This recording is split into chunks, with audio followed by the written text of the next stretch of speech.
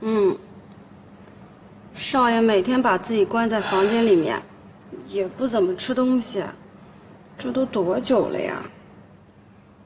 哎呀，少爷从国外回来以后，听说少夫人离家出走了，这人就像疯了似的，每天不停地找。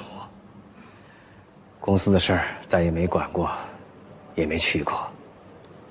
那有少夫人的消息了吗？国内啊，基本上是找遍了，也不见踪影。想着是不是出国了，可一查出境记录吧，也没有少夫人的名字。哎呦，就像人间蒸发了似的。方叔，我听说少爷之前在国外也出过一点事情，不知道你听说过没有？我跟你说了多少次了，不要在背后乱嚼舌根子，你让老夫人听见了，这个家你就待不了了。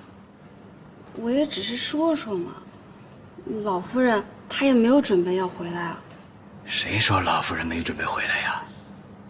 家里出了这么多事儿，她在外边能待得住？